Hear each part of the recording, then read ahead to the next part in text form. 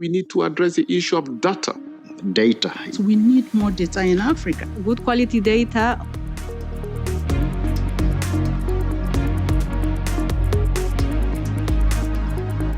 Welcome, everyone. Today, we're talking about the promotion of artificial intelligence, AI for good, in the Global South.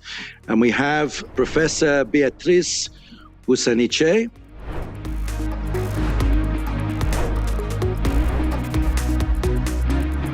We have Dr. Alexandra Garcia.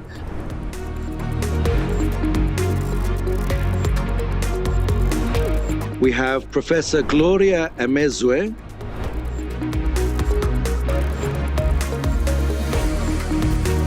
And last but not least, we have Chebet Koros.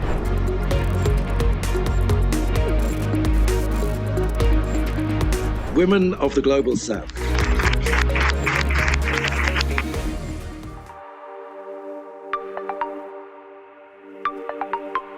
So I tried this question into ChatGPT, and this is the answer I got.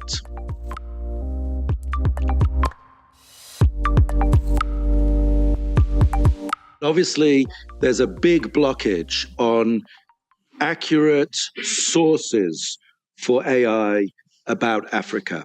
Do we want the big tech around the world that is driving AI today to have the most up-to-date, the most accurate information about health and education and global problems in the Global South?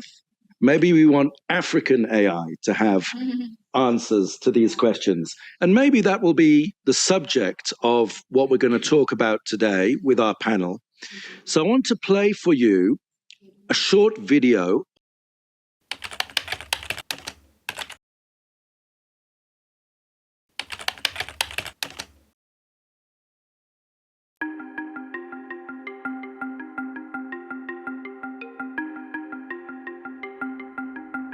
Dataset we used is one known as JW300 from texts that are published by Jehovah's Witness. If you looked at the website, they really laid it out that they do not allow text data mining. Jehovah's Witness declined. So the models still exist, they're still published, but then there's now a gap in the community because it's not as easy for very new researchers to plug into the work.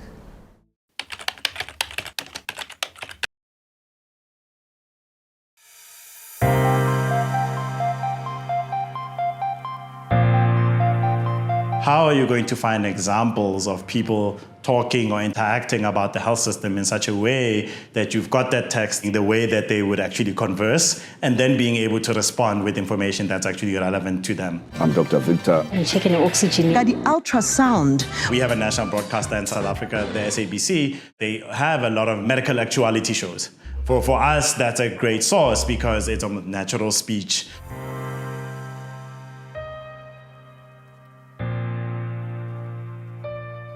We're still trying to have conversation with SABC about making their content archives much easier accessible for researchers.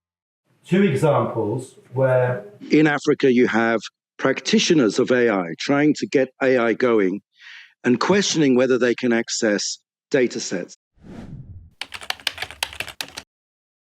The copyright notice for the JW300 dataset is care of USA, which means that fair use exceptions would apply. In Kenya, we have an exception for fair dealing, which is closed, which means that it allows only specific uses as an exception. And scientific research falls under those exceptions. However, the question is, does TDM fall under scientific research? So that there is uncertainty in the law because we do not know whether TDM would fall under scientific research or even fair use.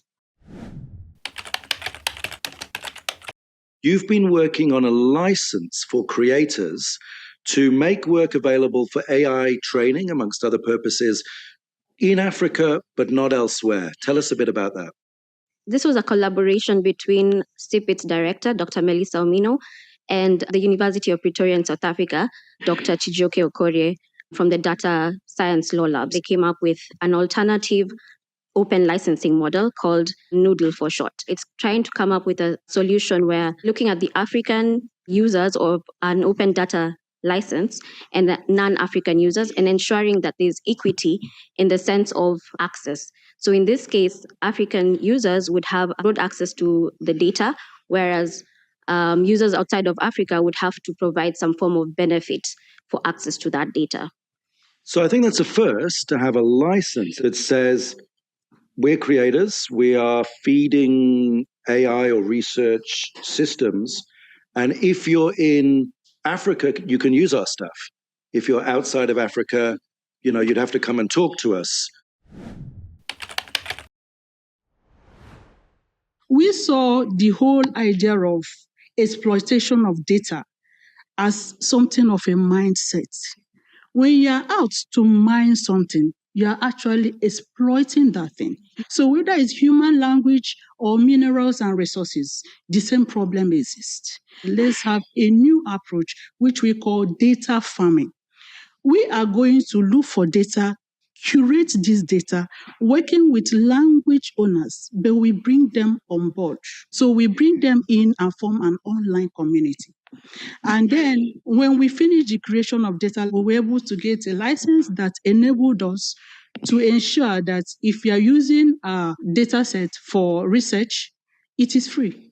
But if you are using it for commercial purposes, then you come to have a partnership agreement with us so that you donate some money, which will go back to this same community for them to create more data, because we need more data in Africa. We're able to give back to the community. We're also able to give back to the data sets by ensuring that it keeps growing.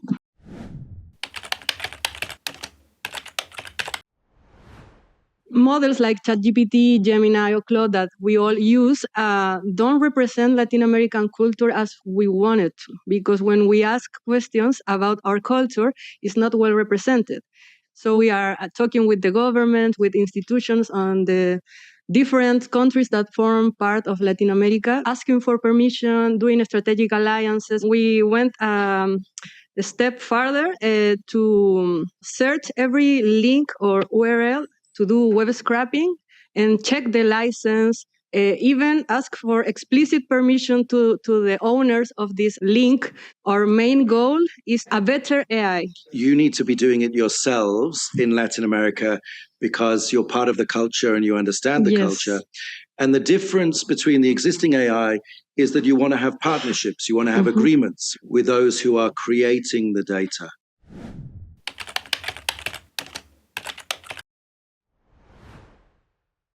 I think the main thing is somehow change the narrative regarding AI, because the current narrative makes us feel that the only possible AI is the one that is being done by the 5 or 10 big tech corporations that we all know.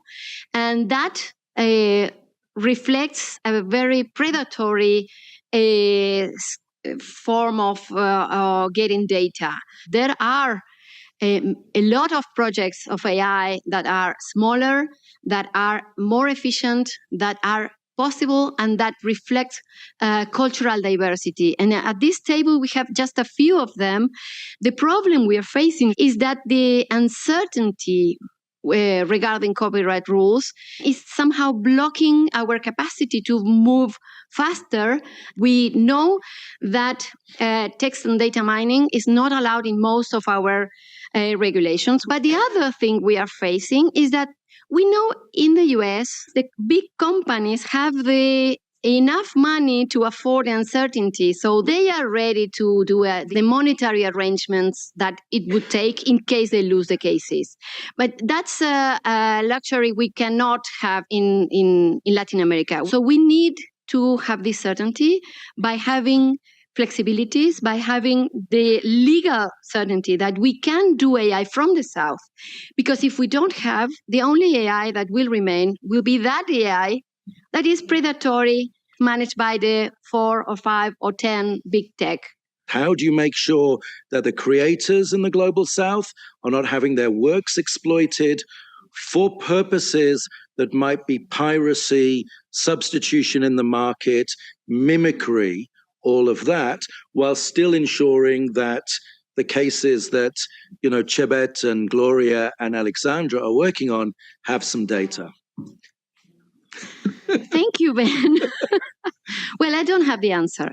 I think no one has the answer. One big problem here is the concentration of AI. Because if you ask anything to ChatGPT, you get an answer that comes from a man from the north. So that doesn't reflect the global south at all. Carolina from Brazil.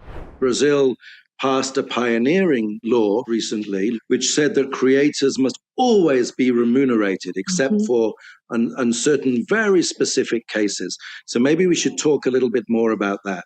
As government, what we see as possible to do in Brazil is to have a bill that can address the big problem from the big stakeholders that we have right now, that is the creative sector. The big companies, the big techs, are stealing their work. They're not paying their creators. They're not paying any data at all since forever, 20 years already. So what we are doing now is trying to protect them. We know the scientific is always an exception in our copyright laws. So that's our background on building the law. I think you have exactly the right perspective on what is happening with the big tech. For the generative AI, especially music and images and arts and language models, but it's impacting many other sectors. For example, in the programmers field, something that before took 10 programmers now can be done in 8 hours by one programmer with the support of one of these. These guys, these people will no longer have a job in the future. So it is a really strong impact in society. And I think this issue of making them pay should be our main goal. But what if they are using AI to actually produce better works, faster works than what they are doing? So there's these nuances in this conversation, which I think we might have to really look at. And I think that's what makes the field of AI very, very complex. Instead of just thinking that everyone sort of draws a moat around their own data and hopes everyone else does the same thing, a bit more attention to the control of anti-competitive practices, things that you do to deal with monopoly power, and some of the doctrines like essential facilities on the data and things like that, like the new European regulation published in March of this year, which is on data spaces for health, is a quite different approach that people probably need to take a look at.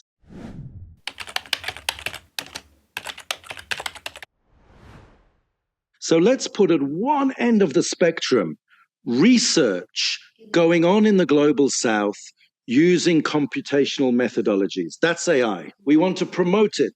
Right at the other end of the spectrum is generative AI using cultural works aimed at making money by substituting for the original cultural work. So somehow in between, we need discriminating factors. Maybe these are some of the discriminating factors. What type of work is going into the AI? Is this research that is going to help us deal with the next pandemic? It's scientific. Or is it a cultural expression which arguably could be going out for entertainment purposes and competing with other entertainment? Secondly, is it a research institution in the global south, or is it the predatory global north, big tech, making money out of data extracted from the global south? Thirdly, what's the purpose? Are we trying to generate new research outputs, or are we trying to come up with a new best-selling song to compete in the market? And then if we're going to be discussing AI regulation and the rights that people have, the copyrights or the moral rights or others, we need to keep an eye on what that right is. So that's not the answer, but it's a shopping list of ways we might think about AI regulation. It's a race. It's a race. AI now, it's a race, international race. And unfortunately, whoever has the money is winning. I suppose the only other option is change the rules of the race. We still have to have some optimism about setting new rules. Brazil, I think, is leading the way. It's a race, but it's not depending only on the amount of data. It also depends on the quality of the data. We have good examples as Mixtral in Europe. So they did a small model, but they invested in good quality data, and they are doing great stuff. So why we in Latin America can do the same? I think there is already a winner of this race, and it's not the US, it's China. You see how many patents they have on these technologies. It's not only these 4 topics that Ben brought us for the debate, but also the openness of the model. Don't be misguided by this fancy name OpenAI, because it's not open at all. But there are models that are really open, and those are the models that we could learn from, implement, run in our places, so we can collaborate from the global south. We need to have the security that these kind of projects like LATAM GPT and all the projects Masakane in Africa, that they will not collapse under copyright laws that prevent us from doing what the global north has already done. That's it.